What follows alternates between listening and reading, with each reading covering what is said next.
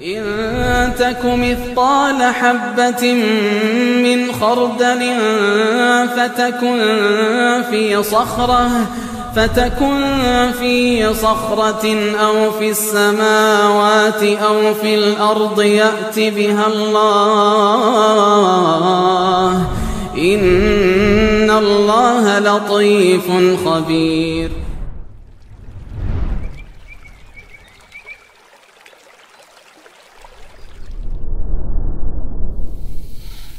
Assalamualaikum warahmatullahi wabarakatuh.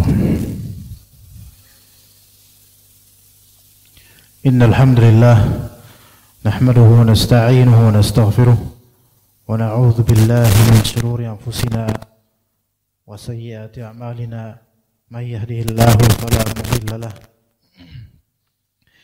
wa may yudlil fala hadiya lahu. Asyhadu an la ilaha illallah wahdahu la syarika lahu wa asyhadu anna عبده لا نبي بعده. قال الله تعالى يا أيها الذين آمنوا اتقوا الله حق تقاته ولا تموتن إلا وأنتم مسلمون. يا أيها الناس اتقوا ربكم الذي خلقكم من نفس واحدة وخلق منها زوجها وبث منهما رجالا كثيرا ونساء واتقوا الله الذي تساءلون به والأرحام إن الله كان عليكم رقيبا. يا أيها الذين آمنوا الله وقولوا قولا سديدا يصلح لكم أعمالكم ويغفر لكم ذنوبكم ومن يطع الله ورسوله فقد فاز فوزا عظيما. فإن أصدق الحديث كتاب الله وخير الهدي هدي محمد صلى الله عليه وسلم وشر الأمور محدثاتها وكل محدثة بدعة وكل بدعة ضلالة وكل ضلالة في النار. أما بعد. Alhamdulillah kembali kita berkumpul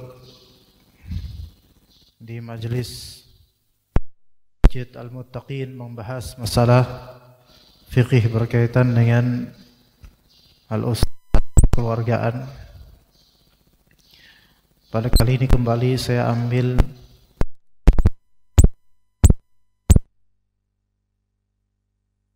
DRT cetakan pustaka Imam Syafi'i untuk mengoreksi secara ilmiah kenyataan yang terjadi di sebagian rumah tangga. Dan dalam kali ini kasus yang akan kita angkat yaitu mengintimidasi istri dengan talak. Mengintimidasi atau mengancam istri dengan ancaman talak atau menceraikan istri tanpa alasan yang dibenarkan.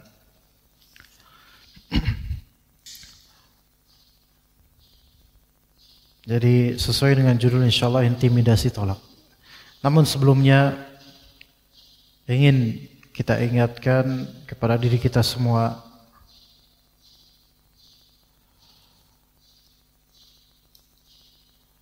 beberapa athar salaf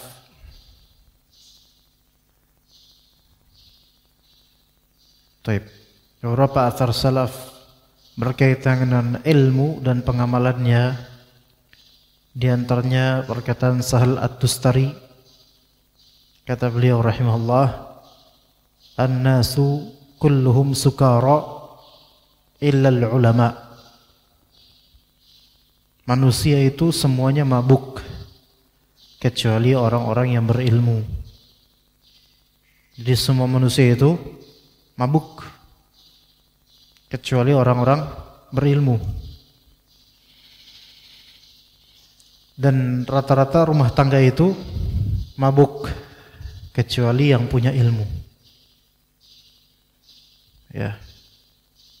Tapi sebentar, kata beliau kemudian wal ulama'u kulluhum hayari illa man 'amila bi ilmih. Dan orang-orang berilmu semuanya bingung kecuali yang mengamalkan ilmunya. Ini terapkan baik-baik untuk kita semua di rumah tangga ya. Dan orang-orang seluruhnya mabuk. An-nasu kulluhum sukara illal ulama. Manusia seluruhnya mabuk kecuali orang-orang berilmu. Wal ulama'u kulluhum hayari illa man 'amila bi'ilmih. Dan orang-orang berilmu semuanya bingung kecuali yang mengamalkan ilmunya. Kalau dikontekskan ke masalah rumah tangga, rata-rata rumah tangga orang sekarang mabuk, kecuali rumah tangga yang dibangun di atas ilmu, atau kecuali rumah tangga yang kepala keluarga dan anggotanya memiliki ilmu, itu tidak sampai derajat mabuk. Namun rata-rata keluarga yang memiliki ilmu hayari, kebingungan, tetap kebingungan walaupun punya ilmu. Illa man 'amila bi'ilmih, kecuali keluarga yang mengamalkan ilmunya. Jadi memiliki ilmu saja tidak cukup, apalagi cuma memiliki pengalaman, lebih tidak cukup lagi. Oleh karena itu jemaah sekalian, tidak ada ibrah di majelis seperti ini atau majelis fikih keluarga dan semisalnya, tidak ada ibrah antara perbedaan tua dan muda, senior maupun junior. Pembedanya adalah punya ilmunya atau tidak, diamalkan atau tidak, itu. Karena pengalaman itu bukan yang nomor pertama sebagai dasar beragama dan berumah tangga. Yang paling pertama ilmu. Yang kedua mengamalkannya atau tidak. Yang ketiga baru pengalaman itu menjadi barometer yang baik. Pengalaman yang banyak dalam berumah tangga dibandingkan dengan yang baru berumah tangga namun berusaha mengamalkan ilmu, maka yang kedua ini lebih afdal. Karena pengalaman itu tidak menjamin keselamatan. Ya, pengalaman tidak menjamin keselamatan, namun ilmu kemudian mengamalkannya. Betul bahwasanya orang-orang yang memiliki pengalaman lebih banyak itu lebih tidak mudah goyah, betul. Tapi bisa dipastikan, lebih dipastikan lagi, orang-orang yang punya ilmu dan mengamalkannya lebih kuat, lebih kokoh, insyaallah. Ya. Maka kalau kita refleksikan ke rumah tangga, apalagi di zaman sekarang, dan mungkin bapak-bapak, ibu-ibu lebih punya banyak cerita tentang kerabat-kerabat lainnya. Rata-rata pada mabuk dengan kesulitan ekonomi, kesulitan sikap suami, meningginya istri, nakalnya anak, dan seterusnya. Permasalahan dengan keluarga atau dengan tetangga, rata-rata kita lihat sejujurnya mabuk dengan permasalahan itu. Apa maksud mabuk? Mabuk di sini yaitu tidak punya ketegasan ilmu, tidak tahu harus ngapain, dan akhirnya tumpah beruah, tumpah curhat kemana-mana, sehingga menjadi aib keluarga yang menjadi rahasia umum. Mabuk, sebagai mabuknya orang menumpahkan muntahnya. Namun ada yang tidak sampai derajat mabuk sehingga tetap memiliki prinsip dan pertahanan, yaitu orang-orang yang punya ilmu. Namun yang punya ilmu pun masih dalam kebimbangan dan keterbingungan. Kapan? Ketika dia tidak mengamalkan ilmunya. Taib. Mari kita sekarang refleksikan di diri kita masing-masing. Semua hadirin dari para lelaki di sini, alhamdulillah berumah tangga, alhamdulillah, kecuali anak-anak ya, insya Allah juga berumah tangga. Tolong dengarkan, siapa tahu anak-anak bisa belajar ya, masya Allah. Belum paham beliau memang. Tapi kita semua yang sudah dewasa, sekarang kita punya permasalahan apa di rumah tangga kita? Coba refleksikan dengan athar Sahal At-Tustari tadi. Kita ini derajatnya sekarang, derajat mabuk dalam menghadapi masalah rumah tangga, atau derajat bingung dalam menghadapi masalah rumah tangga, atau derajat yang betul-betul stabil meskipun apapun masalahnya. Tinggal pilih sekarang kita yang di mana posisinya. Kalau misalnya sekarang kita dalam derajat mabuk, sukara, sakron, yaitu kita selain bingung, kita juga meluapkan permasalahan keluarga kita kepada orang lain, muntah gitu, memuntahkan permasalahan ke orang lain yang tidak bisa memberikan solusi, malah justru makin memperkeruh suasana, atau membuat permasalahan rumah tangga ini membuat sikap kita kemanapun berubah, seperti orang yang gila, atau seperti orang memang kelihatan kebingungan dan membuat hal-hal atau pekerjaannya itu nggak maksimal, nggak optimal. Apakah itu? Kalau sampai derajat itu, faktor terbesarnya adalah kita tidak punya ilmu. Itu. Dan itu kejadian pada banyak orang. Kita tidak punya ilmu untuk memanage problematika ini. Makanya ketika orang tidak punya pegangan, dia akan lebih cepat mabuk dibandingkan orang yang punya pegangan. Orang nggak punya pegangan terombang-ambing. Sebagaimana kereta atau naik perahu, kapal, tidak ada pegangan, terombang-ambing ke sana kemari. Dan ya bingung pastinya. Kemudian atau derajat kita di nomor 2, yaitu bingung semata, tidak sampai muntah-muntah. Penyebab keterbingungan ini adalah bukan karena tidak punya ilmunya biasanya. Ada orang punya ilmu tapi tetap bingung. Kenapa? Karena dia tidak mengamalkan ilmunya. Coba ya, amalkan ilmunya. Punya ilmunya dia, tapi tetap aja bingung.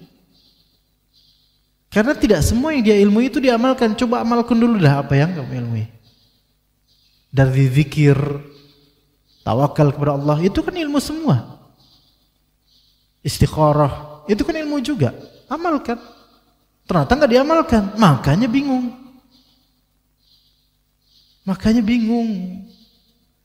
Zikir tidak, salat malam juga tidak pernah, salat duha tidak pernah, baca Al-Quran juga malas-malesan, padahal tahu itu solusinya. Istikharah nggak pernah, minta istisyarah, minta petunjuk dari orang berilmu dan bidangnya nggak pernah. Ya pantaslah tetap bingung padahal sudah punya kuncinya. Ya. Nah, yang derajat yang terbaik adalah tetap stabil, permasalahan itu tidak berpengaruh pada profesionalisme dalam berumah tangga dan juga dalam bekerja. Dan tidak mengganggu sisi muamalah dia. Tetap semua bisa dilakukan dengan optimal, kendati pun badai musibah atau kesulitan itu ada di belakangnya. Tetap dia stand firm, berdiri dengan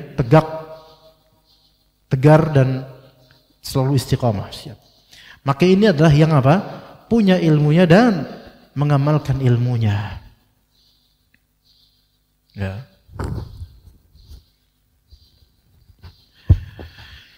Apa kaitannya dengan intimidasi talak?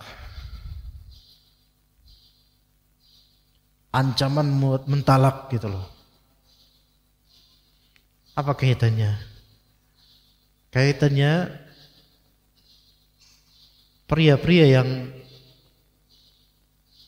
suka mengancam talak istrinya, itu imma dia pria kebingungan,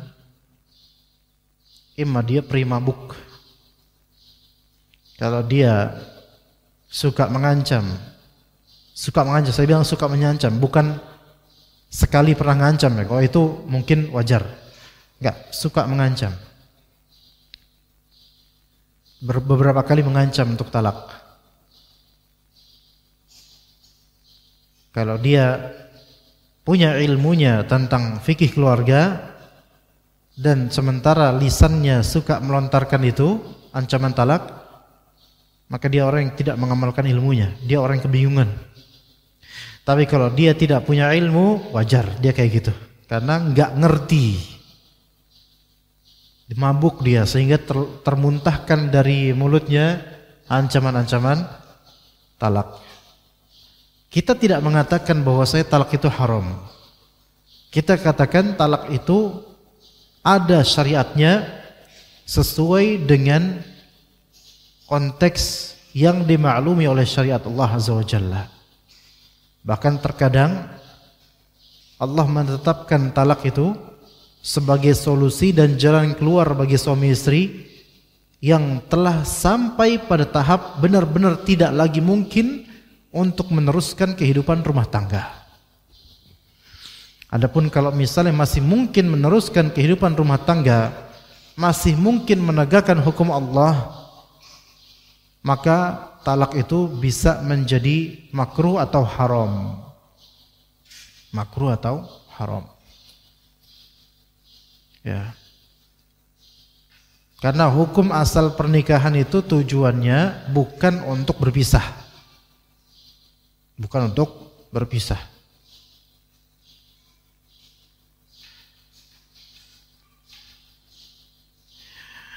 Maka talak itu bisa menjadi solusi, betul. Dan bedakan antara mentalak istri dengan beberapa kali mengancam untuk mentalak istri. Ini beda. Mentalak istri karena ada alasan syar'i, maka itu tidak masalah, walaupun dipermasalahkan oleh keluarga besar atau masyarakat. Ingat, seseorang itu harus mengambil resiko dengan baik, berani mengambil resiko. Ya, tidak mudah, apalagi pria, tidak mudah terhasut dengan pandangan masyarakat, pandangan negatif masyarakat. Selama itu sesuai syariat, maka carilah wajah Allah darinya. Bukan cari perhatian masyarakat, karena yang merizkikan kita bukan masyarakat, melainkan Allah Azza wa Jalla. Ketika memang harus talak, maka jangan dengan sebutan ancaman, jangan suka ngancem. Tapi kalau memang sudah berazam mentalaknya, khalas, talaklah. Taib. Ketika sudah tidak mungkin lagi menegakkan hukum Allah, ada kelonggaran di sini untuk bercerai dan berpisah. Ini agar masing-masing pihak bisa mencari hunian dan pengalaman baru, sehingga mungkin saja mereka bisa mendapatkan kasih sayang dan ketenangan yang telah hilang dari mereka. Ajaibnya, memang betul kalau bisa jangan talak, tetapi tidak semua kasus harus talak solusinya. Dan tidak semua kasus tidak boleh talak. Ada beberapa kasus yang memang talaklah solusinya, cerailah solusinya. Dan itu bukan berarti kita mendukung perceraian, tapi menempatkan sesuatu pada tempatnya. Hikmah, kebijaksanaan. Ya. Yang mana kalau misalnya diteruskan, maka hukum Allah tidak akan dapat diteruskan di rumah tangga ini, maka khalas. Kalau memang mau talak silahkan, dan bukan suatu aib secara syar'i, bahkan suatu solusi membuka lembaran baru kehidupan dan membuat ketenangan antar kedua belah pihak. Dan bahkan Allah Azza wa Jalla kadang-kadang Allah Azza wa Jalla menyebutkan dalam ayat, menjanjikan adanya kecukupan setelah talak. Kata Rabb kita Azza wa Jalla, wa ayyatafarraqa yughnillahu kullam min sa'atihi wa kana Allahu wasi'an hakima. Jika keduanya bercerai, maka Allah akan memberi kecukupan kepada masing-masing dari keduanya dari limpahan karunia-Nya, dan Allah maha luas karunia-Nya, lagi maha bijaksana. Jangan ikutin budaya barat. Mereka itu Pemikiran mereka, uruf mereka luar biasa buruknya ya ikhwah sekalian. Ajaib. Antum tahu pesepak bola terbaik di dunia 2 orang masih sekarang. Ya 2 orang. 1 dan 2. Yang pertama, ini Anda contohkan ini bukan berarti Anda mempromosikan sepak bola, bukan. Tapi karena ini menjadi tokoh sentral di keduniaan ya. Mereka keduanya kafir. Yang pertama sudah punya anak berapa saya tidak ingat. Namun beberapa anaknya atau tidak semuanya mungkin itu di luar pernikahan, hasil di luar pernikahan, dan itu bukan aib bagi orang Arab, bukan aib bagi orang Barat. Anak-anaknya itu hasil di luar pernikahan. Baru setelah beranak baru nikah. Dan itu bukan aib bagi mereka. Baik, satunya lagi pemain terbaik dunia, satu lagi. Anak mungkin udah 2 atau 3 ada lupa. Dan sampai sekarang belum pernah menikah dengannya. Padahal itu udah beranak 3 loh. Sampai sekarang statusnya mereka masih pacaran, bukan pernikahan ajaib. Padahal tinggal serumah. Artinya nanti kalau cerai nggak ada cerai, bebas aja gitu mau ngapa-ngapain. Padahal sudah punya anak 2 atau 3 saya lupa. Ya. Dan hal seperti ini bisa menjadi tren di antara mereka, hidup bersama tanpa pernikahan dan sampai beranak pula. Karena di syariat mereka, di keagamaan atau kultur mereka, haram hukumnya talak. Enggak boleh terjadi talak. Di banyak dari orang Nasrani, talak itu hukumnya haram. Ya. Ajaib. Nah, pertama mereka mensolusi talak itu haram secara mutlak, nggak boleh, pokoknya harus setia. Setia bagi orang-orang Nasrani, setia bagi orang-orang Nasrani adalah, atau orang-orang kafir, setia itu adalah antum satu itu saja sampai mati, itu setia. Setia bagi orang Muslim adalah antum menafkahi lahir batin sesuai syariat Allah, mau berapapun dibatasi 4. Itu setia. Ini yang harus difahami perbedaan loyalitas setia antara syariat Allah dengan setia versi orang kafir atau versi lagu-lagu roman picisan dari orang-orang fasik. Versi orang-orang fasik, orang-orang kafir, setia itu adalah satu itu saja, dibawa sampai mati satu itu, nggak boleh cerai. Mau kayak gimana pun keadaannya. Itu setia versi mereka. Setia versi Islam adalah yaitu menjaga kerukunan rumah tangga, nafkah lahir batin, mau 1, 2, 3, 4, yang penting semua tercukupi nafkah lahir batin sesuai syariat Allah Azza wa Jalla, dan berbuat adil. Itu setia versi Islam. Iya. Ini harus diperalat, diperbaiki mindset dari banyak orang. Karena loyalitas itu tidak melulu soal satu. Tidak. Loyalitas itu adalah ketika kita mengerahkan segala yang kita mampu di atas sesuai syariat Allah Azza wa Jalla dengan koridor yang sah. Baik. Maka mereka mengharamkan talak. Talak nggak bisa menjadi solusi. Sampai mati harus. Kata mereka, till death do us part. Sampai mati memisahkan kita. Iya. Walaupun rumah tangga hancur, seharusnya talak, akhirnya pisah secara badan, tapi tidak boleh berpisah secara akad.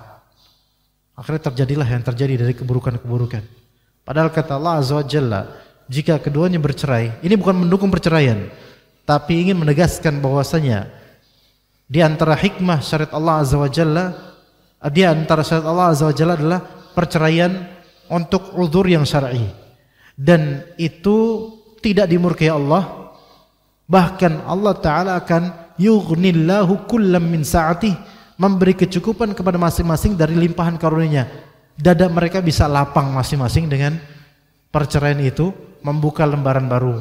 Entah nanti ada pasangan baru lagi, atau minimal yang penting bisa lebih lapang dadanya. Namun apabila talak nih menjadi cambuk siksaan di tangan seorang suami terhadap istrinya, ini merupakan hal yang tidak logis dan tidak bisa diterima. Jadi talak itu malah sebagian dari suami menjadikan talak sebagai cemeti, ya, cambuk, pecut, siksaan untuk istrinya. Ketika terjadi persoalan biasa atau perselisihan rumah tangga, dan itu hal yang biasa, bukan hal biasa dalam artian positif, tetapi itulah kelaziman dari berumah tangga. Ada kepala yang berbeda, isinya pun berbeda. Ada keluarga yang berbeda, urufnya pun berbeda, pandangannya pun berbeda. Itu wajar. Sesoleh-soleh apapun, ya tetap ada perbedaan, ada perselisihan. Itu wajar. Keadaan itu wajar, keberadaan perselisihan wajar. Maka baru ada persoalan biasa atau perselisihan rumah tangga, seorang suami langsung mengancam akan menjatuhkan talak. Awas kamu kayak gini saya talak kamu nanti. Itu ancaman. Akibatnya si istri hidup dalam kekalutan, tidak bisa tidur, tegang, ketakutan, terguncang, kebingungan. Sikap ini merupakan sikap yang tercela.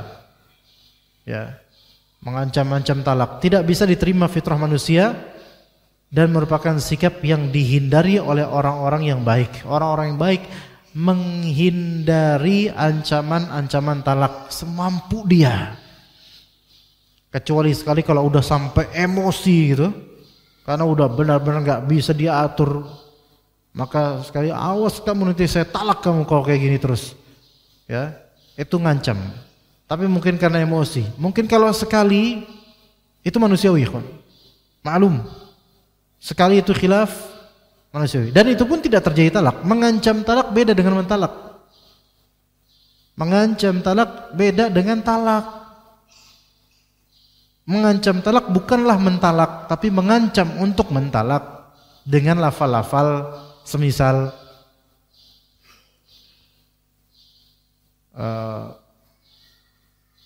misalnya, ini saking saya nggak pernah kayak gini insyaallah ya, jadi untuk memisalkan agak susah juga ini. Coba Pak, yang biasa siapa? Nanti ngaku lagi ya.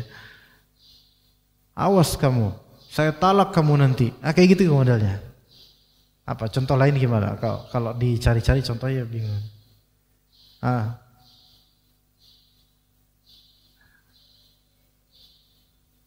Pokoknya kalau kamu masih gini-gini aja, bakal saya talak kamu kapan-kapan. Seperti itu, semacam itu. Atau kesalahan yang bukan kesalahan istri gitu loh, ajaib. Pokoknya kalau mertua, kalau ibu kamu atau bapak kamu masih kayak gitu, lah kita pisah nanti, kita pisah aja gitu. Ini masih ada berupa ancaman, bukan sekarang, bukan ancaman. Ya. Atau kalimat-kalimat sebenarnya yang sebenarnya apa ya? Memang bukan mentalak sekarang, tetapi ada menjurus kelak akan mentalak. Ya. Saya bisa lah. Saya nggak enak nih lama-lama sama kamu. Apa baiknya kapan-kapan kita cerai aja ya, gitu. Ini masuk.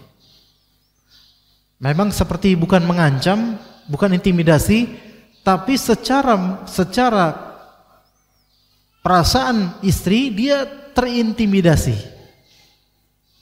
Memang kalimat yang barusan bukan suatu maksud intimidasi, tapi istri akan merasa terancam. Atau kesalahan-kesalahan kecil, ya ancaman talak keluar. Ini tercela, tidak bisa diterima fitrah dan dihindari orang-orang baik. Karena Allah telah mewajibkan untuk berbuat baik dalam hal apapun. Bahkan ketika kamu menyembelih hewan pun kamu harus melakukannya dengan cara yang baik gitu. Wa idza qataltum fa ahsinul qitlah wa idza dzabhtum fa ahsinudz dzibhah. Jika kalian membunuh, maka bunuhlah dengan pembunuhan yang baik. Jika kalian menyembelih, maka sembelihlah dengan cara yang baik. Dari Abdullah bin Abbas radhiyallahu anhu, beliau berkata, Rasulullah SAW berjalan melewati seorang laki-laki yang meletakkan kakinya di atas muka seekor kambing. Jadi kakinya tuh di atas muka seekor kambing sambil mengasah parangnya, sedangkan kambing itu melihat perbuatan mengasah itu. Kambing ngelihat langsung. Nabi SAW berkata, afala qabla hadha aw turidu an tumitaha mautatan? Mengapa kalian tidak bisa mengasahnya sebelum ini? Kalau emang mau ngasah, ya asah sebelum ini. Jangan asah pas di depannya langsung. Apakah kalian ingin menyembelihnya 2 kali? Ya. Yaitu penyembelihan pertama ketika apa? Mengasah, penyembelihan kedua ketika menggoroknya. Apakah kalian ingin menyembelihnya 2 kali? Dalam riwayat lain Rasulullah SAW bersabda, apakah kalian ingin menyembelih kambing itu berkali-kali? Mengapa kalian tidak mengasah parangmu sebelum kalian membaringkannya? Binatang aja disuruh jaga perasaannya gitu loh. Maka apalagi istri. Maka ancaman-ancaman ini hindarilah dan minta maaflah. Jangan mengulanginya. Ancaman-ancaman talak. Karena akan membuatnya kepikiran. Dengan kalimat ancaman talak membuatnya kepikiran. Dan itu bisa berpengaruh terhadap kejiwaannya. Dan bisa berpengaruh kepada bagaimana perilaku dia terhadap anak-anak kita. Bagaimana perilaku dia terhadap anak-anak kita. Mungkin dia akan lampiaskan kekesalannya ke anak-anak kita yang tidak ngerti apa-apa. Ya. Padahal sumber kesalahannya di siapa? Di kita yang tidak bisa bersabar menahan lisan untuk mengancam-mengancam seperti itu. Talak termasuk ayat Allah yang agung sekaligus merupakan hikmah dan hukumnya yang mulia. Maka ayat-ayat Allah itu tidak boleh dijadikan sebagai olokan atau permainan. Ayat Allah tidak boleh dipakai sebagai penyiksaan. Ayat Allah tidak boleh dipakai sebagai sarana untuk mengancam atau mengintimidasi orang lain. Enggak boleh. Yang harus dilakukan seorang suami adalah merujuk dengan cara yang baik atau menceraikan dengan cara yang baik pula. Rujuknya balik, cerainya juga cara yang baik. Dan kalau bisa jangan cerai kecuali dalam konteks yang sudah tidak memungkinkan. Ya. Allah Subhanahu wa taala berfirman di surat Al-Baqarah ayat 231. Wa idza talaqtumun nisaa fabalagna ajalahunna famsikuhunna bima'rufin aw sarrihuhunna bima'ruf. Apabila kalian mentalak istri-istri kalian lalu mereka mendekati akhir iddahnya, akhir masa iddah, maka rujuklah. Ada 2 pilihan. Ada 2 pilihan. Ya, saya ulangi. Apabila kalian mentalak istri kalian, ditalak di hari A, ditalak. Berarti kan masa iddahnya apa? 3 kali masa haid. Maka ketika mendekati akhir iddah, ketika mendekati haid berakhir ketiga kalinya, ada 2 pilihan yang bisa kalian lakukan.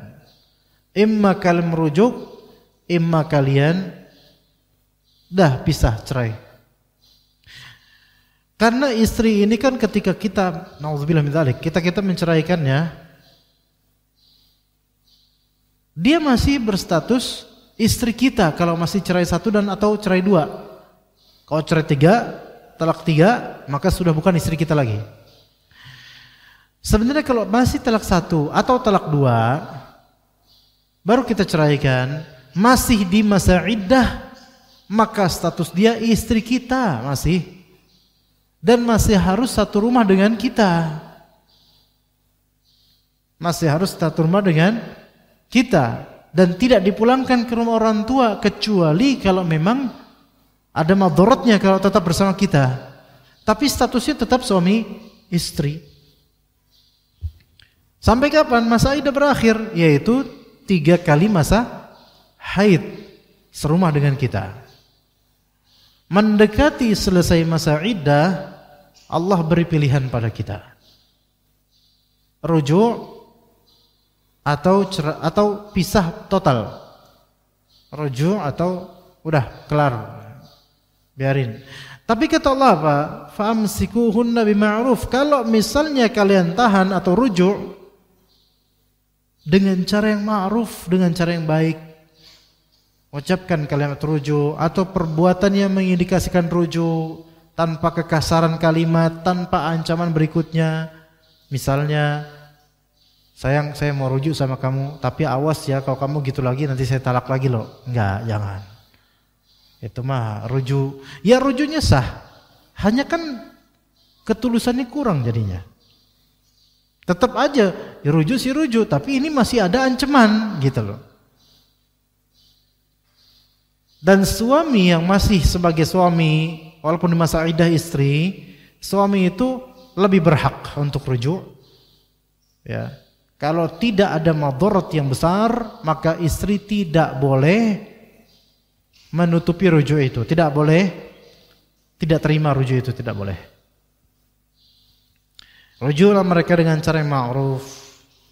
Atau opsi kedua, kalau memang udah tidak mungkin diteruskan, au sarrihuhunna bima'ruf.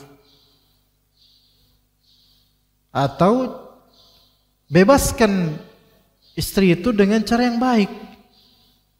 Bebaskan. Ya, didiamkan, nanti pas masa haid selesai, 3 haid selesai, udah kamu silakan balik ke orang tuamu. Kita tidak sebagai suami istri lagi. Nangis-nangisan gitu. Udah. Nangis di sana aja. Ya. Enggak usah di kalimat-kalimat ancaman, enggak usah. Enggak usah kalimat udah kamu pulang sana. Saya doain supaya kamu enggak bakal dapat jodoh gitu. Jangan. Dah. Ya, enggak usah ngomong kayak gitu, ya. Kata Allah kemudian wala tumsikuhunna dhiraran lita'tadu. Janganlah kalian rujuk pada istri untuk memberi kemudaratan. Karena dengan demikian kamu menganiaya mereka. Wa may yaf'al dzalika faqad dzalama nafsah. Sebenarnya kalau kalian melakukan itu, siapa melakukan itu, maka sebenarnya dia menzalimi diri sendiri. Jangan rujuk istri untuk memberi kemudaratan karena itu dirar, lita'tadu. Itu akan menganiaya istri. Contoh begini. Ini yang terjadi dulu di zaman Nabi. Ada seseorang suami menceraikan istrinya. Taib masa iddahnya 3 kali masa haid. Menjelang selesai masa iddah, ketibanya suaminya itu rujuk padanya. Dah saya rujuk deh. Dan baru setelah rujuk diceraikan lagi. Saya ceraikan kamu untuk talak kedua kalinya. Akhirnya masa iddah kedua. Harus 3 masa haid lagi yang kisaran 3 bulan. Maka 6 bulan ini tidak dijamah, tidak diapa-apain oleh suaminya. Suaminya ini sengaja untuk menerapkan yang seperti itu supaya apa? Supaya dia tidak mendapatkan jatah nafkah batin. Supaya dia belingsatan supaya si istrinya ini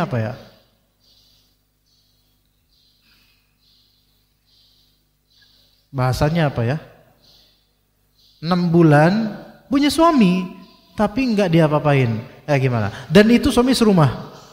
Atau kira-kira istilahnya apa? Belingsatan. Coba ibu gimana tuh? Apa bahasanya, ada nggak yang mewakili perasaan digituinnya? Nggak ada ya. Jadi menjelang masa iddah pertama habis, 3 bulan masa iddah pertama habis, dirujuk untuk diprank gitu loh. Saya ceraikan kamu lagi untuk yang kedua kalinya. 3 masa haid lagi, kira-kira 3 bulan lagi itu berlanjut. Berarti 6 bulan ini dalam status masa iddah atau 6 kali masa haid. Ini memberi madarat lah pada istri, memberi madarat. Siapa yang tahan istri 6 bulan masih berstatus istrinya seorang suami dan suaminya nggak ngapa-ngapain dia di satu rumah. Wa may yaf'al dzalika faqad dzalama nafsah. Laki-laki yang melakukan hal seperti itu maka dia telah menzalimi dirinya sendiri. Wala tattakhidhu ayatillahi huzwa. Jangan kalian jadikan hukum Allah sebagai permainan. Jangan mempermainkan hukum talak. Ini mempermainkan ini, enggak boleh. Wadhkuru ni'matallahi 'alaikum. Ingatlah nikmat Allah kepada kalian, yaitu wa ma anzala 'alaikum minal kitabi wal hikmati ya'idzukum bih, yaitu berupa Al-Qur'an, As-Sunnah. Ini Allah ingatkan. Ingatlah wahai suami dan juga istri, semua di sini nih, semua di sini sebut. Ingat kalian semua nikmat Allah atas kalian. Dalam berumah tangga nikmat Allah banyak sekali. Terutama perempuan sih biasa yang tidak ingat nikmat Allah. Walaupun kadang-kadang laki-laki yang tidak ingat nikmat Allah dalam rumah tangga. Ingat bagaimana Allah dulu memudahkan prosesi pernikahan. Ingat bagaimana Allah dahulu merezekikan kita dari awal pernikahan ditambah rezeki kita. Ingat bagaimana Allah Azza wa Jalla memberikan kita kenikmatan berupa anak-anak yang lucu-lucu. Ingat bagaimana Allah Azza wa Jalla memberikan kenikmatan keharmonisan di masa lampau. Ingat kenikmatan-kenikmatan itu. Banyak dari orang-orang yang cerai itu sebenarnya kalau saja dia itu bersyukur sebelumnya, itu enggak bakal cerai. Banyak loh. Seandainya orang-orang yang telah cerai itu, ya banyak nih, ada sebagian kasus cerainya sah, bagus, bener, oke. Ada juga kasus sebenarnya enggak perlu cerai, disabarin aja. Dan ingat banyak-banyak nikmat Allah. Dengan kesulitan yang sedikit di dunia ini, musibah yang enggak seberapa dibandingkan akhirat, itu enggak tahan. Nikmat-nikmat yang sudah Allah gelontorkan begitu banyaknya terhapus di matanya, akhirnya cerai. Ada misalnya satu karakter istri yang tidak dia suka, padahal karakter lainnya itu bagus semua. Dia fokus di satu karakter itu. Akhirnya cerai. Ada yang laki-laki udah memperbaiki semua hal, difasilitasi enak dan seterusnya. Istrinya karena mungkin nggak mau diperlakukan begini, nggak mau begitu, yang mana kenikmatan jauh lebih banyak daripada kesulitan. Istrinya nggak bersyukur, minta cerai. Akhirnya berpisah. Padahal kalau misalnya kebanyakan manusia bersyukur dengan yang Allah beri karunia dalam rumah tangga, niscaya mereka tidak akan cerai kecuali itu step terakhir.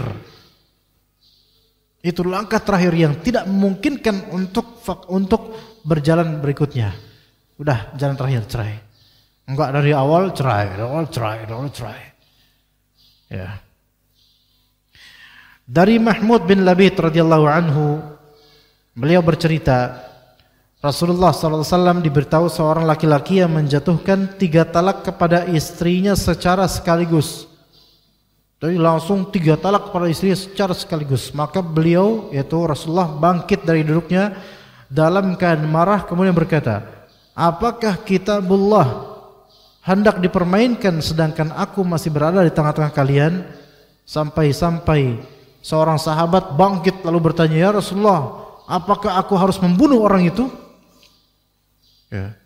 Maksudnya apa di sini? Rasulullah marah ketika ada satu orang sahabatnya yang menceraikan istrinya sekali, momentum langsung 3. Marah Rasulullah SAW. Saking marahnya kemudian sahabat juga berdiri, ya Rasulullah, apa kita bunuh aja itu orang? Saking buruknya perbuatan laki-laki tersebut. Maka laki-laki atau suami yang mudah melafalkan talak pada istrinya dan atau mudah mengancam istrinya dengan ancaman cerai, itu laki-laki yang seburuk-buruknya laki-laki. Yang sekiranya Rasulullah SAW tahu ini orang, ini bakal diomelin abis-abisan sama Rasulullah. Dan sekiranya dia hidup di zaman sahabat Nabi, itu sampai ada sahabat Nabi yang mengancam nih, kayaknya orang ini patut dibunuh ya Rasulullah. Saking besarnya kemarahan Rasulullah terhadap laki-laki seperti ini. Laki-laki yang gak bisa menahan, gak bisa sabar dengan kekurangan istrinya. Ya, sampai ya Rasulullah, apakah aku harus membunuhnya? Bayangkan sahabat itu sampai apa? Karena ngelihat wajahnya Rasulullah itu sudah betul-betul marah ketika mendengar kabar seperti ini. Makanya para ulama berbeda pendapat. Apakah talak 3 sekaligus dalam satu momentum itu sah sebagai 3 talak atau 1 talak? Itu khilaf di antara ulama. Pastinya terjadi talak, cuman apakah cuman 1 atau langsung 3? Itu khilaf di antara ulama. Dari Sa'id bin Jubair radhiyallahu anhu, beliau menuturkan, seorang laki-laki datang menemui Abdullah bin Abbas radhiyallahu anhuma dan berkata, sesungguhnya aku telah menjatuhkan 100 talak. Bukan 3, 100 talaknya. 100 talak ini bisa dengan 2 cara. Saya talak kamu 100 kali, kalimat itu, atau dengan saya talak kamu, saya talak kamu, saya talak kamu, saya talak kamu, saya talak kamu, saya talak kamu, saya talak kamu. Kayak zikir, 100 kali. Sepertinya sih saya talak kamu 100 kali, seperti kayak gitu. Karena kalau saya talak kamu sampai 100, wah itu keterlaluannya. Ini main-main sih emang ya. Ya mungkin aja kayak gitu. Tapi kemudian diceritakan di sini, laki-laki itu datang kepada Ibnu Abbas dan berkata, ya Ibnu Abbas, saya telah menjatuhkan 100 talak kepada istri saya in one moment, secara sekaligus. Bagaimana pendapatmu mengenai masalahku itu? Maka kata Abdullah bin Abbas, ia tertalak darimu sebanyak 3 kali. Sahnya sebagai 3 kali, talak bain. Sedangkan yang 97 talak lainnya, kamu telah menjadikannya sebagai olok-olokan terhadap ayat Allah. Kamu telah menghina ayat Allah. Hati-hati kamu. Kalau memang kamu bermaksud untuk seperti itu mempermainkan ayat Allah, ini bahaya. Bukan sebatas talak atau biasa, tapi bisa masuk dalam kekufuran kalau maksudnya main-main. Maksudnya mengejek agama Allah. Tapi sepertinya tidak maksud itu, tapi itu merupakan bentuk olok-olok terhadap agama Allah. Ya. Gitu. Terhitung berapa talak? Talak 3 langsung. Taib, dikatakan di sini di antara perkara agama yang haram dijadikan gurauan dan hiburan adalah talak. Talak itu enggak boleh dijadikan candaan, enggak boleh dijadikan hiburan. Ngehibur diri kok mentalak tuh aneh, ajaib gitu loh. Udah capek-capek dulu mahar mahal, resepsi mahal, walimahan gede, malah mudah mentalak, ini kan kebodohan sebenarnya. Kecuali yang memang betul-betul tidak memungkinkan jalan lain selain talak, baru itu dimaklumi. Sebab bila dilakukan dengan sungguh-sungguh, talak ini menjadi hal yang pasti secara sungguh-sungguh. Dan jika dilakukan dengan main-main, maka terhitung dalam syariat ia sungguh-sungguh, bukan main-main. Dari Abu Hurairah radhiyallahu anhu, beliau berkata, Rasulullah SAW bersabda, "Thalathun jidduhunna jiddun wa hazluhunna jiddun." Ada 3 perkara yang apabila dilakukan dengan sungguh-sungguh, ia menjadi sungguh-sungguh. Dan apabila dilakukan dengan main-main, ia tetap dihitung sungguh-sungguh. Pertama apa? Nikah. Kedua apa? Talak. Ketiga, rujuk, raja'ah. 3 hal. Salasun jidduhunna jiddun wa hazluhunna jiddun. Ada 3 hal. Kalau sungguh-sungguh maka sah. Sungguh-sungguh. Kalau main-main tetap sah. Dianggap sungguh-sungguh. Yang pertama nikah. Nikah itu kalau main-main sah. Tetapi harus tertunaikan rukunnya. Gladi resik nikah sah. Walaupun gladi resik trial atau percobaan. Iya, sah. Yang penting ada wali perempuan, ada saksi 2 yang thiqah, ada akad ijab kabulnya. Kalau maharnya nggak disebut, nggak apa-apa, tetap sah. Maka kalau seorang wali, ya antum datang ke rumahnya, salaman sama wali, Pak, saya nikahkan anak bapak dengan anak bapak dan anaknya siapa namanya disebutkan dengan mahar sekian-sekian. Kata bapaknya bercanda, ya nak, saya terima nikahnya. Atau semisal itulah.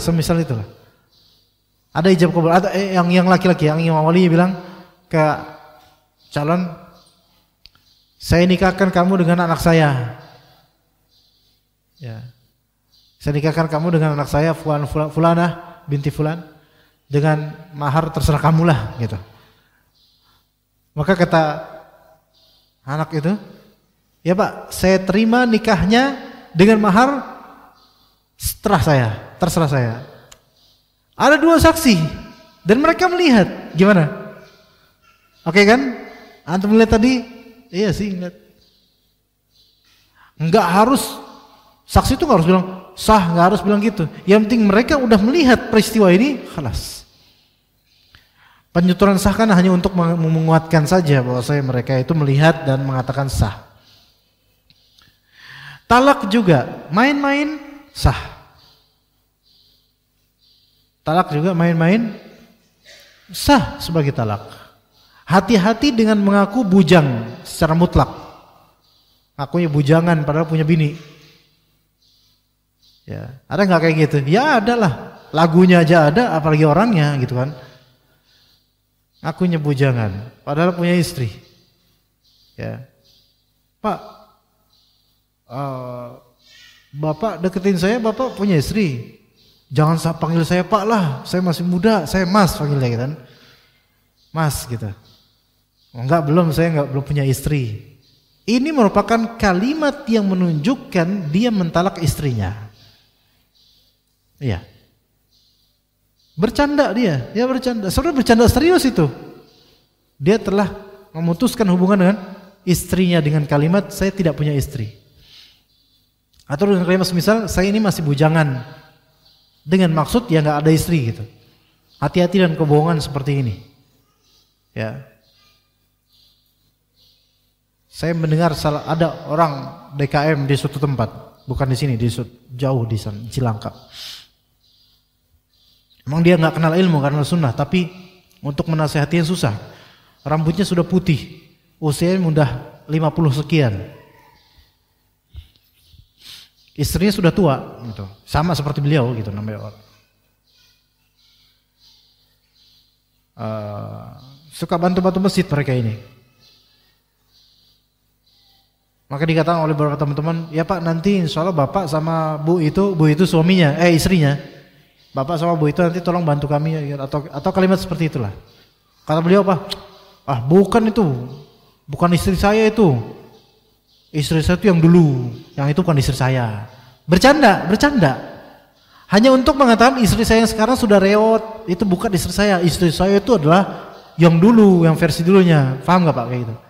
Ini sebenarnya walaupun bercanda, ini kalimat cerai. Ini bukan istri saya, kalimat cerai. Karena ini konteksnya bukan konteks darurat ngomong kayak gitu. Beda dengan Nabi Ibrahim alaihissalam di Mesir ketika khawatir istrinya bakal diambil dan dipungut oleh raja, maka dia bilang, ini bukan istri saya, ini saudari saya. Bohongnya di sini untuk maslahat yang lebih besar, yaitu supaya atau untuk mencegah madarat supaya dia tidak diculik oleh raja itu. Tapi ini ngomong seperti bukan itu, yang itu bukan istri saya itu yang dulu, yang dia versi dulu itu istri saya tuh, yang ini mah bukan, ini sebenarnya udah pisah ini. Dan ajaibnya Ana belum sempat ngingetin hal kayak gini karena beliau orang tua juga. Beberapa waktu kemudian, berapa menit kemudian dia ngomong gitu lagi, 2 kali aja dia ngomong kayak gitu. Masya Allah, inilah orang. Makanya kita bilang jemaah sekalian, pengalaman tanpa ilmu itu enggak menyelamatkan. Pengalaman tanpa ilmu enggak menyelamatkan. Dari segi pengalaman beliau double kali lipat dibandingkan ana. Tapi karena beliau tidak memiliki ilmunya, kalimat tersebut sebenarnya berkonsekuensi apa? Pisah. Walaupun bercanda. Ajaibnya kalau kita kasih tahu, kita dilawan. Dilawan. Karena apa? Merasa enggak bersalah dengan kalimat itu. Ya. Raja'ah, rujuk itu juga seriusnya serius, bercandanya jadi serius. Misal suami istri itu, suaminya mentalak kamu, masih di masa iddah, bercanda sama istrinya dengan candaan, sayang kalau misalnya saya rujuk gimana ya? Bagus mas, tapi bohong kata suaminya. Sah nggak dia rujuk itu? Dia rujuk, walaupun bercanda, ya, walaupun bercanda. Taib, seringkali seorang istri mengeluhkan suaminya yang cenderung atau bahkan senang mengintimidasinya dengan perceraian dan mengancam akan meninggalkannya saat terjadi perselisihan atau pertengkaran. Ancamannya. Akibatnya dada istrinya menjadi sempit dan hidupnya teraniaya oleh pedang yang berada di atas kepalanya. Seakan-akan ia berada di ngarai sebuah gunung dan akan terjatuh dari sana. Penderitaannya semakin bertambah lengkap jika ia bukan berasal dari daerah yang sama dengan suaminya, sementara ia mempunyai anak yang masih kecil-kecil. Tuh, tambah lengkap penderitaannya. Rumahnya di kota apa, suaminya dinas di mana, sementara ia masih punya anak yang masih kecil-kecil. Makanya ikhwan, ini kejadian ini nggak sedikit loh di Indonesia. Suaminya di mana, istri ditinggalin dengan anak-anaknya. Kemudian udah gitu dia ancam dengan talak pula atau tidak dinafkahi pula. Kasihan. Sebenarnya yang paling ajaib adalah perempuan yang sudah dinafkahi baik-baik, suaminya udah baik, ada kekurangan suami yang mungkin gak bisa dilakukan olehnya, istri ini kemudian gak puas dan gak bersyukur. Kadang saya itu ingin perempuan-perempuan atau para istri, para ummahat, bertemanlah, coba lihat dengan orang-orang atau perempuan-perempuan atau istri-istri yang kesulitan menghadapi suaminya. Istri-istri yang tidak dinafkahi suaminya, istri-istri yang tidak diberi fasilitas oleh suaminya, istri-istri yang diancam-ancam oleh suaminya. Cobalah berteman dengan mereka, rasakanlah bahwa kita ini kalaupun menderita itu enggak seberapa dengan penderitaan orang lain gitu loh. Hanya setanlah yang menggembar-gemborkan penderitaan seolah-olah itu besar, padahal tidak. Ya, padahal tidak. Sayangnya sebagian dari ummahat atau perempuan lebih ikut dengan bisikan syaitan dibandingkan dengan karunia dari Allah Azza wa Jalla. Lebih melihat sisi kurang dari takdir Allah dibandingkan kesempurnaan karunia Allah terhadapnya. Itu satu hal. Suami juga kadang kayak gitu. Lebih fokus di kekurangan istrinya dan melupakan banyaknya kemuliaan istrinya dan kebaikannya. Coba kalau semuanya itu dikolaborasikan dengan baik, maka ancaman-ancaman itu tidak ada, insya Allah. Kalaupun di rantau jauh, si suami sering teringat istri dan anaknya bahwa ini amanat. Ini amanat yang kelak di hari kiamat akan ditanya. Ajaib. Sebagian suami ada yang enggak kayak gitu, malah udahlah biarin aja dia di kampung. Dah cari makan sama singkong juga banyak kan. Enggak dinafkahi kemudian, Allahu Akbar. Dibiarin begitu saja, enggak ditelepon, enggak ditanya. Kemudian malah dia di Jakarta, istrinya di kampung. Ya di Jakarta ya dapat sandaran baru ya. Dan melupakan yang dia tinggalkan, Allah musta'an. Dan kalau istrinya menuntut nafkah, dituding macam-macam dan kemudian diancam, kamu mau saya ceraikan atau mau, nuntut mulu, padahal itu haknya. Ya. Kalau kayak gini, apa yang harus dilakukan oleh seorang istri yang mendapat perlakuan seperti ini? Apakah ia harus merasakan kegetiran itu bersama buah hatinya dan bersabar terhadap perkara yang ia sendiri sudah tidak sanggup lagi menanggungnya? Ataukah ia harus kembali ke kampung halamannya atau meninggalkan anak-anaknya yang tentu saja akan menjadi korban? Ini ketertabrakan pikiran, jadi bingung, si malakama mau pisah terus ninggalin anak, kesian anak-anaknya. Mau bertahan dengan anak-anak tapi kayak gini keadaannya. Dan yang kayak gini ini mulai banyak. Kemudian suaminya menjadikan istrinya sebagai apa? Sebagai front line atau tulang punggung dalam mencari nafkah buat anak-anaknya. Ajaib ini. Kesian suami-suami banci seperti ini. Ya. Sungguh ini merupakan keputusan genting yang amat pahit dan menyakitkan. Dan kondisi di atas merupakan kondisi seperti ini merupakan cita-cita tertinggi yang diharapkan oleh iblis untuk sebuah keluarga muslim dan membernya. Cita-cita tertinggi iblis adalah cerainya suami muslim dan istri muslimah ini. Cerai tanpa alasan yang syar'i. Itu cita-cita tertinggi iblis. Betul, cita-cita tertinggi iblis adalah supaya manusia sesat, supaya manusia musyrik, betul. Tetapi itu memang keniscayaan banyak orang akan musyrik, benar. Tapi merupakan suatu idealismenya iblis tertinggi. Lainnya adalah supaya orang-orang ini, suami istri ini cerai. Walaupun seharusnya tidak. Ya itu. Maka para suami rahimakumullah dan saya juga hendaknya bersabar dengan kekurangan yang ada di rumah tangga kita. Tidak mudah melafalkan talak, cerai, pisah atau semisalnya.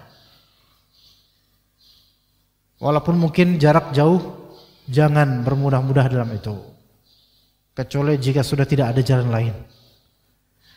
Dari Jabir bin Abdullah radhiyallahu anhu yang menuturkan bahwa Rasulullah SAW bersabda, Inna iblisa yada'u arsyahu 'alal ma' thumma yab'atsu sarayah. Sesungguhnya iblis menempatkan singgasana di atas air lalu ia mengirimkan bala tentaranya. Fa'adnahum minhu manzilatan a'dhamu fitnah. Prajurit yang paling dekat dengan iblis adalah prajurit yang paling besar menimbulkan fitnahnya. Yaji'u ahaduhum fayaqul fa'altu kadza wa kadza. Salah satu dari mereka kemudian datang dan berkata, aku telah melakukan ini dan itu. Maka kata iblis, apa responnya? Ma suna'ta syai'a. Enggak, kamu belum berbuat apa-apa. Enggak ada apa-apanya itu mah. Thumma yaji'u ahadum fayaqul. Ada satu setan yang datang kepada iblis kemudian bilang, ma taraktuhu hatta farraqtu bainahu wa baina imra'atihi. Kata setan itu, saya lapor Pak. Saya tidak membiarkan si laki-laki itu hingga saya berhasil memisahkan dia dari istrinya. Allahu Akbar. Sini lihat, ma farraqtu, apa di sini? Ma taraktuhu, aku tidak meninggalkan laki-laki itu sampai aku berhasil memisahkan dia dari istrinya. Lihat kalimat ma taraktuhu. Kalimatnya setan ini, ma taraktuhu. Aku tidak meninggalkan di laki-laki. Artinya si setan itu nempel terus sama si laki-laki itu untuk menghasutnya supaya apa? Memisahkan, supaya menceraikannya. Jadi kalau misalnya kita nih para bapak sekalian yang masya Allah terbit di pikiran kita untuk memisahkan, menceraikan istri kita, a'udzubillahi minasyaitonir rajim. Karena setan gak misah dari kita, selalu itu nempel tuh. Atau ketika istri kita minta gugat cerai dengan kekurangan yang ada pada kita atau pada keluarga kita, berpikirlah positif. Hindari kalimat cerai. Belokkan ke arah positif.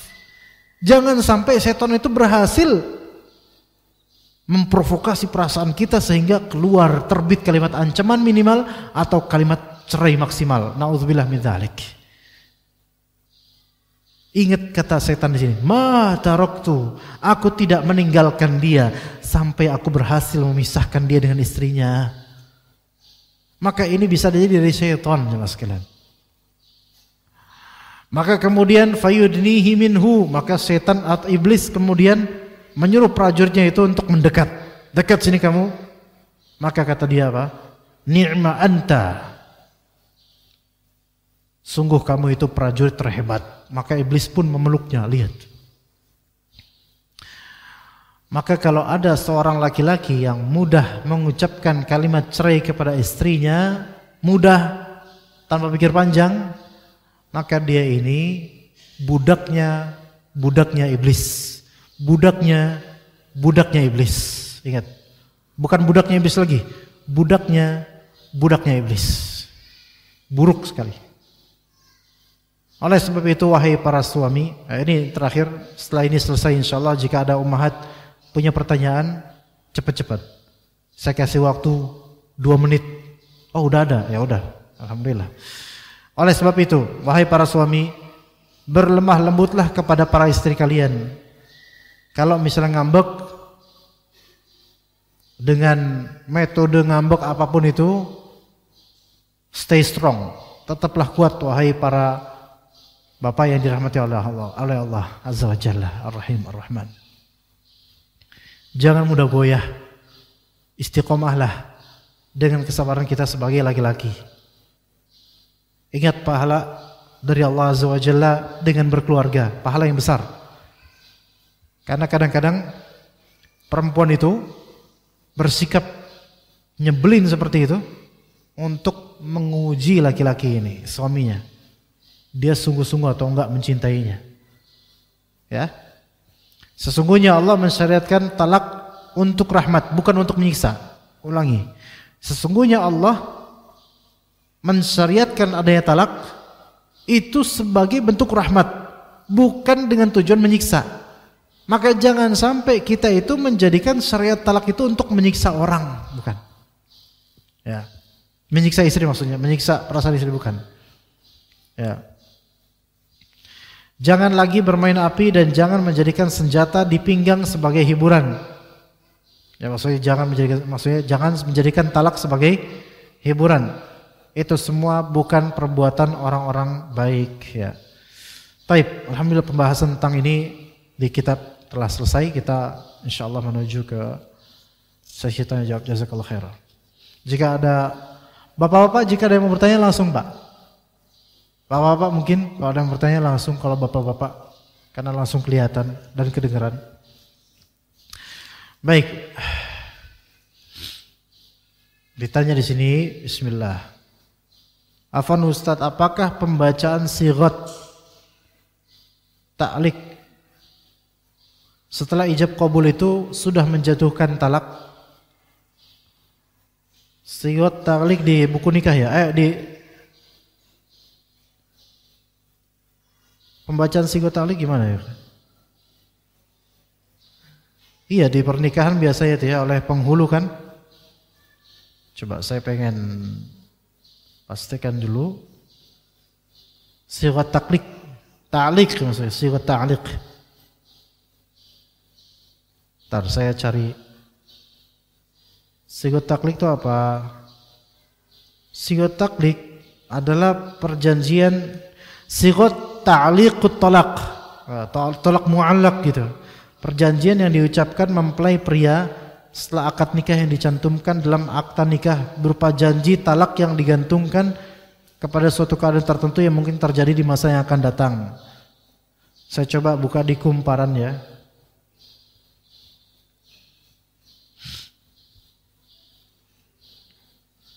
Sighat ta'liq adalah pernyataan menggantungkan talak jika terjadi kasus yang disebutkan dalam pernyataan sighat ta'liq.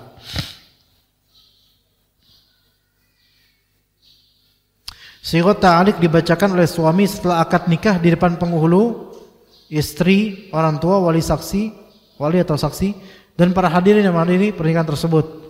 Perjanjian ini juga dinyatakan secara tertulis dan ditandatangani oleh pengantin laki-laki. Ya, itu ada di kompilasi hukum Indonesia pasal 46 di Undang-Undang ayat 31. Perjanjian ta'liq talak bukan suatu perjanjian yang wajib diadakan pada setiap perkawinan. Akan tapi sekali ta'liq talak sudah diperjanjikan tidak dapat dicabut kembali.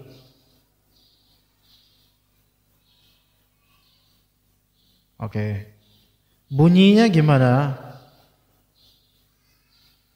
Sesudah akad nikah saya Hasan bin Fulan berjanji dengan sesungguh hati bahwa saya akan menepati kewajiban saya sebagai seorang suami dan akan saya pergauli istri saya bernama Fulan-Fulan dengan baik menurut ajaran Islam. Selanjutnya saya membaca sighat ta'liq atas istri saya sebagai berikut. Sewaktu-waktu saya 1. meninggalkan istri saya 2 tahun berturut-turut. 2. atau saya tidak memberikan nafkah wajib kepadanya 3 bulan lamanya, atau saya menyakiti badan atau jasmani istri saya. 4. saya membiarkan tidak mempedulikan istri saya 6 bulan lamanya, kemudian dan seterusnya. Dan ada tanda tangan. Oke, Anda pribadi, Anda nggak pernah membaca ini, dan kalaupun ada tanda tangan, sepertinya Anda tidak sadar. Anda nggak tahu lah, Anda nggak tahu yang ini. Tapi Anda nggak pernah mengucap ini selama nikah, ya. Gimana, bapak-bapak ada yang kayak gitu, Pak? Sejujurnya, Pak. Jujurly, Pak. Saya nggak pernah. Makanya saya nggak tahu. Maksudnya saya nggak tahu di sini. Saya tahu sighat ta'liq ada, tapi saya nggak tahu seperti apa kalimat-kalimatnya. Bapak-bapak ada? Antum kayak nggak pakai gini. Minta nggak pakai gini atau emang dikasih yang penghulunya? Emang nggak ada. Kalau ini ada, ya pertama, kalau ini nggak ada, alhamdulillah. Alhamdulillah ya. Karena ini bukan urusan apa itu, nggak usah ada kalimat-kalimat kayak ini sebenarnya. Ya. Karena ini seolah-olah itu dari awal tuh udah nggak percaya gitu loh, Mas Umi ini nggak percaya gitu loh. Ya. Tapi oke, kalau misalnya disodorkan oleh penghulu, orang KUA menyuruhkan sighat ta'liq. Ya, baca deh. Baca. Nah, baca di sini orang yang baca itu kan suami. Itu biasanya setelah apa ya? Sesudah akad nikah kan? Baca ini. Ada 2 kemungkinan. Pertama, si pembaca yaitu suami ini ngerti dengan apa yang dia baca dan menyetujui secara global, ya. Dia paham, ngerti, setuju. Yang seperti ini maka Allah alam sah sebagai sighat ta'liq. Karena dia ngerti, dia setuju, tahu ini apa, tahu ini sebagai persyaratan, maka terjadi. Afwan, sebentar. Taib. Enggak, sebelumnya. Bubarkan itu dulu setelah. Anak pengen ngasih tahu di sini. Enggak, sebelumnya. Ikhwas kalian perlu diketahui, ini memang namanya sighat at-ta'liq atau sighat ta'liq at-talaq. Ta'liq at-talaq, yaitu kalimat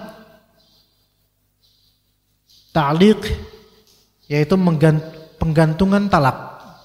Talak akan terjadi jika digantung dengan ini. Talak terjadi tergantung dengan ini. Kalau ini dilanggar terjadi talak gitu ya. Sebentar. Fahami baik-baik. Dalam pernikahan itu ada 2 istilah namanya asyurutu fin nikah.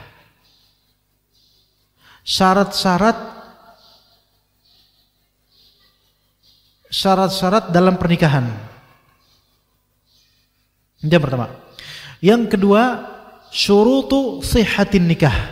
Syarat sah nikah. Ya. Atau dibalik ya, balik aja. Afwan, enggak usah dibalik benar tadi ya. Yang pertama apa? Syurut fin nikah, yaitu syarat-syarat dalam pernikahan. Dan yang kedua, syarat sah nikah. Ini harus dipahami baik-baik. Syarat-syarat dalam pernikahan adalah syarat yang diminta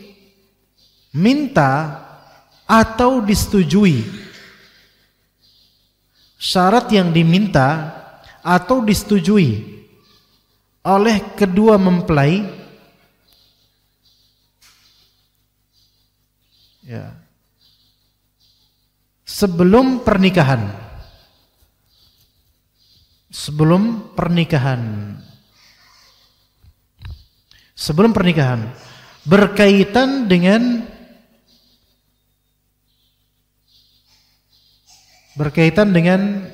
apapun setelah akad. Berkaitan dengan apapun setelah akad nikah. Saya ulangi. Asyurut fi nikah adalah syarat-syarat yang diminta atau disetujui oleh kedua mempelai terhadap apapun sebelum akad nikah tentang apapun setelah akad nikah, Gimana bisa difahami enggak? Syarat-syarat yang diminta atau disetujui oleh kedua mempelai ya, sebelum akad nikah tentang apapun setelah akad nikah. Ini syarat dalam pernikahan. Oke? Saya kasih contoh. Calon suami sebelum akad bilang ke calon istri, "Dek, kamu nanti kalau misal kita sudah nikah, saya memberi syarat. Kamu harus tinggal bersama saya walaupun beda negeri dengan ibumu atau bapakmu." Syarat. Maka ya disepakati boleh ya. Maka nanti setelah nikah harus dipenuhi syarat itu. Atau si istri syarat begini, "Mas, kalau misal sampean pengen sama saya syaratkan." Apa deh? Syaratnya adalah Mas harus punya rumah dulu. Rumahnya Mas, bukan kontrakan. Misalnya, boleh nggak? Boleh. Maka harus tunaikan. Tapi syarat asyurut fin nikah, sahnya sebagai syarat ini yaitu sebelum akad disetujuinya. Sebelum akad. Ya, sebelum akad. Oke? Baik. Yang kedua, syurutu sihhatin nikah. Syarat sah nikah. Syarat sah nikah. Yaitu syarat sah nikah adalah hal-hal yang lazim dalam akad nikah sehingga ia menjadi sah. Hal-hal yang lazim dalam akad nikahnya sehingga ia menjadi sah. Hal-hal yang lazim dalam akad nikah sehingga ia menjadi sah. Di antaranya tertunaikan rukunnya, yaitu apa? Adanya wali bagi perempuan, adanya ijab qabul, kemudian apa? Adanya saksi. Dan syarat sah nikah lainnya adalah bukan saudara sepersusuan. Ini syarat sah nikah. Bukan saudara sepersusuan, ini syarat sah nikah. Bukan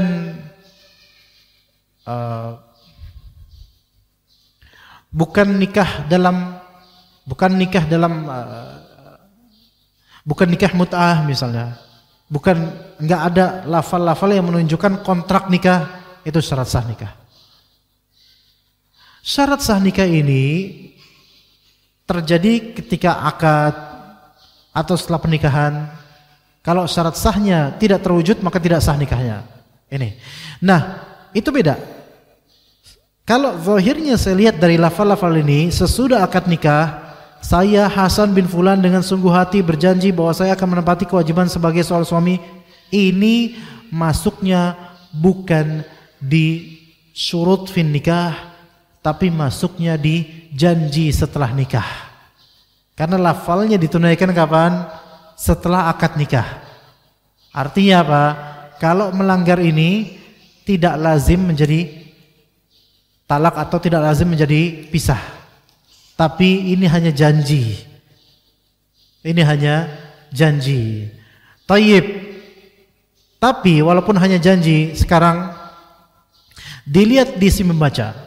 Kalau si pembaca ini faham hukumnya, faham kalimat ini, faham semua ini, dan faham bahwa ini konsekuensinya adalah talak, maka wallahu alam ini bisa sah terjadi talak kalau dia melanggar ini. Tapi kalau misalnya sang suami enggak begitu paham, yang penting dia ikut-ikut membaca, sebagaimana banyak bujang-bujang yang enggak ngerti hal seperti ini, dia cuma baca tok karena suruhan dari KUA atau suruhan dari penghulu, baca doang, enggak ngerti ini konsekuensi talak, maka wallahu alam ini tidak sah sebagai ta'liq. Karena dia enggak paham. Dan ini keadaan banyak bocil-bocil sekarang, Pak. Makanya hati-hati, harus ditatar ini laki-laki kalau sebelum nikah paham juga hal-hal seperti ini. Maka wajib bagi orang yang mau nikah, baik dia masih bujang atau yang mau poligami atau apapun yang mau nikah, pokoknya harus dan wajib dia mempelajari fikih tentang pernikahan. Wajib hukumnya. Jangan yang menikah dulu dah, nanti belajar kan bisa beriringan dengan masa. Enggak. Iya, belajar seiring dengan waktu, belajar juga, tapi sebelum melakukan al-ilmu qabla al-qawli wal amal. Ilmu dulu sebelum berkata dan sebelum berucap, sebelum berkata atau beramal. Maka Allah alam di sini dilihat, kalau sighat ta'liq setelah ijab qabul itu, dia dengan kalimat-kalimat ini, dia paham semua makna ini dan paham ini konsekuensinya talak, maka wallahu alam ini tetap sah sebagai sighat ta'liq. Wallahu alam. Wallahu alam ya. Mohon dikoreksi kalau salah. Adapun kalau ini dia tidak faham, hanya karena ikut-ikutan saja, karena memang disuruh baca itu atau bahkan dipaksa baca itu, apalagi dipaksa ya, disuruh karena enggak faham aja, ini wallahu alam tidak sah sebagai ta'liq. Apalagi dipaksa dan dia tidak ridha, maka tidak sah sebagai ta'liq. Adapun kalau dia faham, dia ridha, sah sebagai ta'liq. Dan ini bukan syarat dalam pernikahan, melainkan ini adalah ta'liqut talaq atau talaq mu'allaq. Dan tidak sepantasnya seseorang di awal-awal sudah membicara talak, enggak pantas, karena di zaman Nabi tidak ada seperti ini. Ini hanyalah kekhawatiran karena memang anak-anak zaman sekarang atau laki zaman sekarang banyak yang enggak benar dalam berumah tangga, jadinya ada seperti ini. Tapi sejatinya enggak perlu seperti ini. Kalau kita yakin dengan mantu kita ini laki-laki baik, enggak usah ngomongin seperti ini. Bismillah, lanjut aja. Banyak hal-hal sebenarnya kekhawatiran dari syaitan. Enggak perlu seperti ini sebenarnya. Ketika misalnya dari penghulu mengharuskan seperti ini, lobby penghulu itu, enggak usah Pak, mohon maaf, yang seperti ini kita enggak pakai Pak, disimpan aja. Lobby. Dan seorang suami, dia udah sah akadnya, salam desa, disuruh baca ini, enggak usah. Maaf Pak, saya enggak pikirin seperti ini. Insya Allah saya enggak bakal kayak gini. Maaf ya Pak ya. Enggak bisa Pak, ini syarat Pak. Kalau yang syarat, antum tanya ke penghulu, apa dalilnya? Bapak kan penghulu, guru agama juga mungkin. Dalilnya apa Pak harus kayak gini? Saya enggak kepikiran, enggak bakal 2 tahun berturut-turut ninggalin. Saya enggak ada kayak gitu insya Allah. Enggak usah Pak. Iya, seperti itu. Dan kedua, dan antara ilmu dan adab mana yang lebih dahulu? Adab itu terlebih dahulu secara global, adab itu terlebih dahulu dibandingkan ilmu. Tetapi kalimat ilmu dulu sebelum adab ini jangan disalahpahami bahwasanya ilmu itu nanti, yang penting berakhlak dulu. Salah. Maksud dari ilmu dulu sebelum adab adalah dalam menuntut ilmu, dalam berguru, dalam menjabarkan ilmu, maka yang paling awal didahulukanlah adab. Itu. Adapun dengan memahami kalimat adab dulu sebelum ilmu adalah ilmu nanti belakangan kita belajar, sekarang kita berusaha berakhlak mulia dulu, itu salah. Maksudnya di sinilah hiasilah ilmu yang sedikit dengan adab yang banyak, itu maknanya. Hiasilah ilmu yang sedikit dengan adab yang banyak, itu maknanya. Ya, bukan artinya adalah buat apa sih kita banyak-banyak menuntut ilmu sementara kita nggak beradab? Nggak. Nuntutlah ilmu, beradablah. Seperti itu maksudnya. Wallahu a'lam. Bismillah Ustaz. Apakah pasangan yang telah bercerai dengan talak 3 bisa rujuk kembali? Pasangan yang telah bercerai dengan talak 3, maka kalau memang mau rujuk, istilahnya bukan rujuk, melainkan nikah lagi. Tapi setelah si mantan istri ini menikah dengan pria lain tanpa adanya konspirasi dan istri tersebut diceraikan oleh pria lain itu, kemudian selesai masa iddah, baru bisa nikah lagi sama dia. Dan itu butuh waktu dan proses yang panjang sekali. Ya, tanpa konspirasi, karena ada istilah namanya nikahut tahlil. Nikahut tahlil adalah menikahi seorang perempuan yang telah ditalak 3 oleh mantan suaminya, dan menikahinya itu karena ada rencana untuk menceraikannya disebabkan kita dapat bayaran dari mantan suaminya supaya kita nanti menceraikannya. Maka ini namanya nikah tahlil. Ya, ini nggak boleh. Jadi untuk bisa rujuk kembali seperti tadi kronologinya, dia nikah dengan perempuan ini nikah dengan laki-laki lain tanpa konspirasi dan telah diceraikan oleh laki-laki lain tersebut serta telah selesai masa iddah dari perceraian laki-laki lain tersebut. Assalamualaikum warahmatullahi wabarakatuh. Waalaikumsalam warahmatullahi wabarakatuh.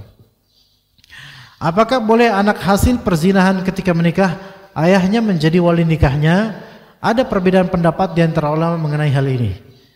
Pendapat pertama, ini pendapat jumhur ulama dan ini yang sahih insyaallah saat ini, yaitu bahwasanya ayah biologisnya,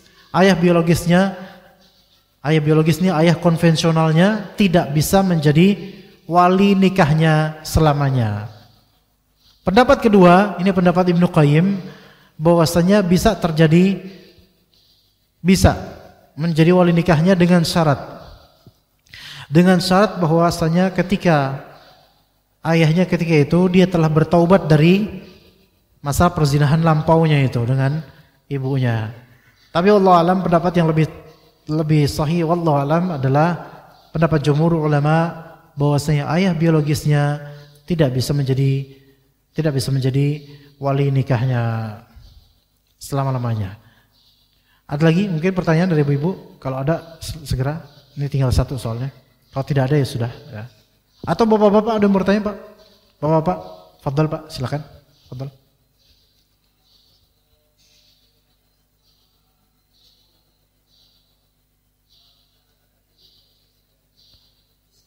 Ya. Apa yang dilakukan oleh? Ya. Ya. Ya.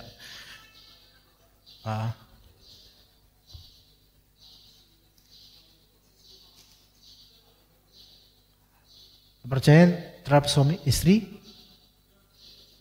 Ya.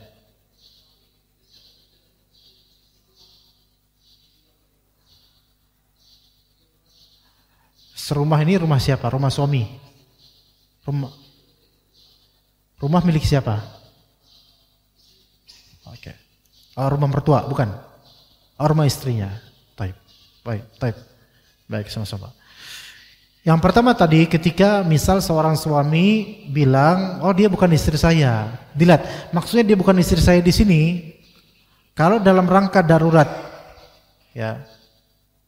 Maksudnya darurat di sini adalah ada madharat kalau saya bilang dia istri saya bakal bermadharat seperti terancam keluarganya atau bagaimana misalnya. Maka itu enggak masalah itu insyaallah. Tapi kalau dalam rangka bercanda, bukan istri saya itu, siapa itu? Nah ini bahaya ini. Ini kan kelewat, dia bukan istri saya, berarti kan ya kita nggak ada hubungan apa-apa gitu. Makanya seperti ini bisa berkonsekuensi pisah, cerai. Namun fahami baik-baik bahwasanya ketika seseorang itu bercerai, ya mereka tetap suami istri sampai masa iddah selesai. Maka semenjak mengucapkan itu sampai tiga kali masa haid itu masa iddah. Walaupun istri nggak tahu kalau kita mengucapkan itu. Lalu bagaimana kita rujuknya?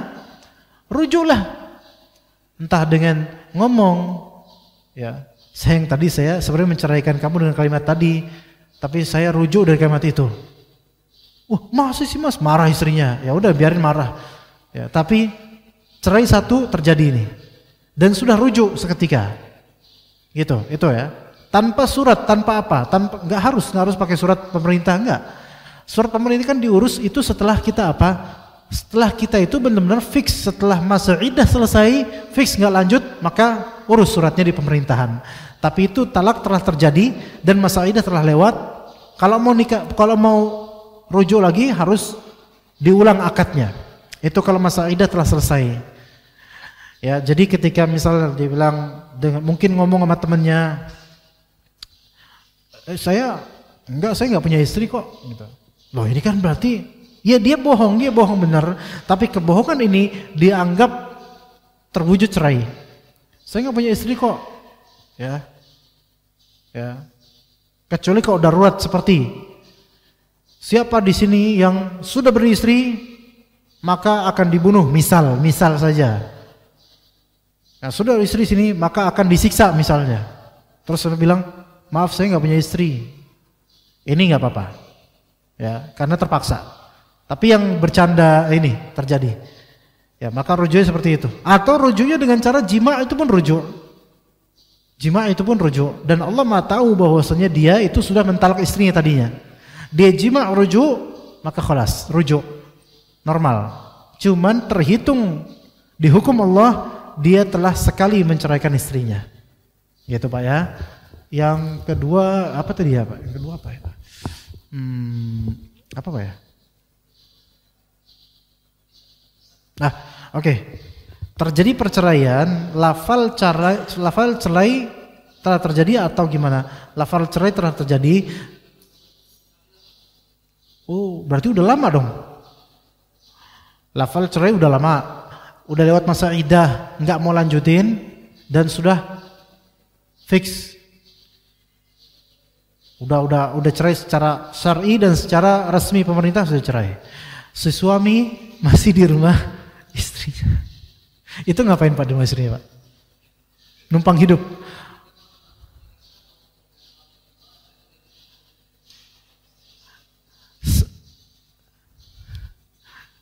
Tergantung dia di rumah istrinya itu ngapain Pak. Kalau dia di rumah istrinya menganggap posisi sebagai suami, jelas nggak sah.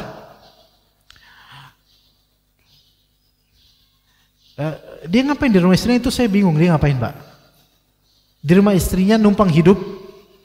Kalau istri membolehkan dan di situ nggak ada orang misalnya, istri juga pergi kemana, maka mungkin boleh ya, boleh sebagai numpang hidup gitu loh. Tapi kalau di situ ada mantan istri juga di situ dan dia juga ada dan mereka tinggal bersama, maka ya ini nggak boleh dong, kan udah bukan suami istri lagi Pak. Dan juga laki-laki itu harus tahu malu lah, ketika sudah menceraikan istrinya kok masih di rumah istrinya padahal semua udah fix cerai, begitu. Maka hukum syar'inya dilihat dari kasusnya dia ngapain di situ. Kalau di situ numpang hidup dan diizinkan oleh mantan istrinya dan tidak ada siapa-siapa di situ kecuali dirinya sendiri, maka nggak masalah. Atau istrinya mungkin pindah ke rumah lain misalnya dan mengizinkan biarin dia di situ, kesian, nggak masalah. Tapi kalau mereka masih tinggal bersama, ini nggak boleh, haram. Kecuali mereka mengakukan akad baru untuk nikah lagi, maka nggak masalah. Gitu Pak, Allah alam. Ya, sama-sama. Jazakallahu khairan. Bismillah. Afwan Ustaz izin bertanya, apakah cukup dengan akad ulang lagi atau harus menikah dengan pria lain dulu? Apabila suami istri yang sudah bercerai 3 tercatat di negara ingin kembali bersama lagi, mengingat riwayat wanita ini si istri selama masih bersama suaminya pernah dicerai berkali-kali, lebih dari 10 kali oleh sang suami. Masya Allah, itulah parah banget 10 kali. Ya terhitung 3 maksimal. Taib, harus nikah dengan pria lain terlebih dahulu. Nah, dan nikah dengan pria lain terlebih dahulu nikah. Kalau langgeng ya udah nggak usah diganggu. Tapi kalau udah nikah sama pria lain, kemudian apa? Kemudian diceraikan oleh pria tersebut, atau mungkin gugat cerai, pokoknya pisah, maka boleh kemudian setelah masa iddah selesai dari talak yang dari suami lain, masa iddah selesai, maka boleh dia nikahi kalau memang perempuan itu ridho. Tapi kalau perempuan itu tahu ini suami, mantan suami dulunya ini sudah menceraikan dia 10 kali, ini kan takutnya watak ya, takutnya nanti mudah melontarkan kalimat cerai, takutnya begitu. Tapi terserah. Ya setelah diceraikan oleh suami kedua, maka dia boleh menikah dengan yang masa lampau, suami lampau. Ya begitu, wallahu a'lam. Bapak-bapak ada pertanyaan lagi, Pak? Ya, tidak ada insyaallah. Cukup sampai sini insyaallah. Jazakumullah khairal jazaa. Barakallahu fikum jami'an wa fi ulumikum. Kita cukup sampai sini. Terima kasih atas kehadiran antum semua. Wa sallallahu ala nabiyyina Muhammad wa ala alihi wa sahbihi ajma'in. Subhanakallahumma bihamdika asyhadu an la ilaha illa anta astaghfiruka wa atubu ilaik. Wassalamualaikum warahmatullahi wabarakatuh.